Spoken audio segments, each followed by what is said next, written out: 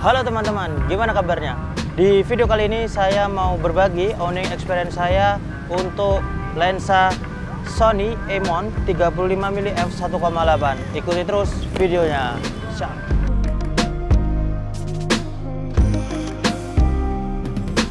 Di video kali ini seperti biasa saya mau sharing ya owning experience saya untuk lensa Sony E-mount 35mm f1.8, dan ini adalah lensa yang sangat-sangat laris ya, terutama di penyewaan saya. Saya punya ada beberapa lensa seperti ini dan sangat laris banget karena hasilnya cukup memuaskan. Oke, langsung aja ya teman-teman, kita unboxing dulu nih. Kebetulan saya dapat baru beli nih ya.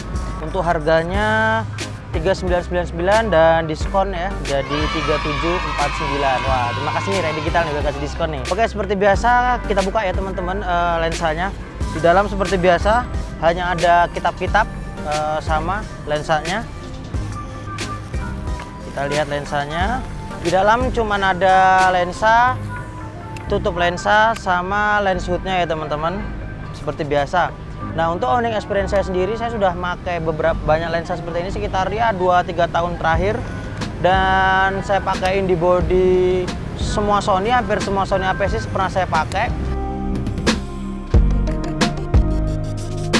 Untuk build quality-nya sendiri ya seperti lensa-lensa Sony pada umumnya ya. Untuk build quality-nya ini sama seperti lensa kit Sony ya, bahannya sama, model-modelnya sama. Kemudian dia punya bukaan terbesar itu f1.8 ya, jadi bisa cukup memberikan hasil yang cukup bokeh lah ya, lumayan ya. Untuk low light juga sangat baik menurut saya.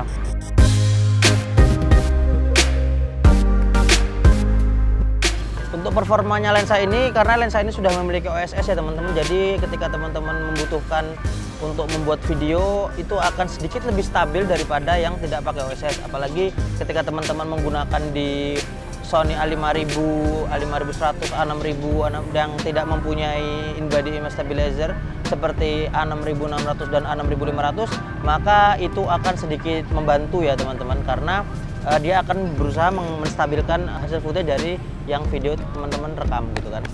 Untuk performa low light-nya saya akui saya cukup puas ya untuk lensa yang sangat kecil ini. Low light-nya juga cukup oke walaupun dia di f1.8. Bisa menghasilkan image yang cukup bagus ya untuk low light-nya. Kemudian untuk bokehnya juga karakternya cukup soft, menurut saya cukup menarik lah ya untuk lensa 35mm f1.8 ini. Oke, untuk kelemahannya sendiri lensa 35mm f1.8 ini adalah ketika teman-teman menggunakannya di siang hari atau memotret objek yang kontras. Contohnya misalnya teman-teman memotret orang yang berbaju putih dan belakangnya cahaya matahari sangat terang begitu ya. Itu akan timbul namanya chromatic abrasion ya, atau color fringing agak keungu-unguan seperti itu. Namun memang bisa diakali ya kalau teman-teman shoot di RAW. Teman-teman masuk ke Lightroom itu ada pilihan untuk menghilangkan sedikit color fringing atau chromatic abrasion, itu bisa. Dan itu wajar teman-teman ketika teman-teman menggunakan lensa dengan bukaan besar, itu hal yang cukup lumrah didapati di lensa-lensa dengan bukaan besar. Tapi sejauh ini tidak mengganggu sama sekali, performanya cukup handal dan bisa diajak kerja keras pokoknya lensa ini.